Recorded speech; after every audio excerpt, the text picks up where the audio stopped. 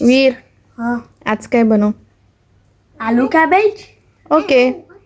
तर आता इथे मी घेतलं आहे कॅबेज आणि त्याला छान असं लांब लांब बारीक कट करून घेतलेलं आहे, तुम्ही बघू शकता. तर यामध्ये मी टाकणार आहे आलू. तर मी आलू पण छान असं कट करून घेतला होता. तिथे मी कढईमध्ये तेल गरम केलं, त्यामध्ये टाकलं आहे मोहरी. तर यामध्ये टाकलं आहे मी थोडंसं जिरं, त्यानंतर टाकलं आहे कांदा आणि मिरची. तर कांदा आणि मिरची छान झाल्यानंतर आपल्याला टमाटर ॲड करायचं आहे. तर मी ते टमाटर ॲड करून घेतलेले आहे. तर मी इथे तुम्ही बघू शकता एकदम सिंपल भाजी बनवलेली आहे मी. ती लसूण अद्रक वगैरे काही न टाकता बनवलेली आहे. तुम्ही एकदा नक्की ट्राय करून बघा, खूप छान टेस्टी लागते.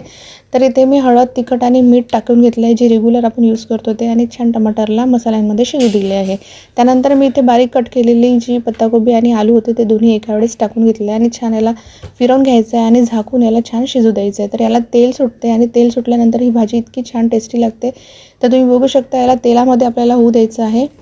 तर इथे आपल्याला छान भाजी अशी होऊ द्यायची. परत मी याला झाकून ठेवलं होतं आणि छान शिजू. तुम्ही बघू शकता याच्यात पाणी बिलकुल नाही आहे आणि छान याला तेल छान सुटलेलं आहे. तेलामध्ये ही भाजी छान झालेली आहे.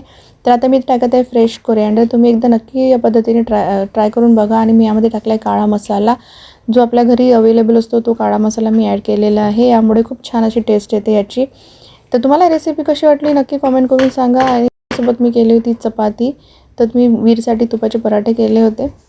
तर तुम्हाला माझे व्हिडिओज आवडत असेल तर नक्की लाईक, शेअर आणि सबस्क्राईब करा. आणि भेटूया अशा सिंपल नवीन इझी रेसिपीसोबत नेक्स्ट व्लॉगमध्ये. Bye bye.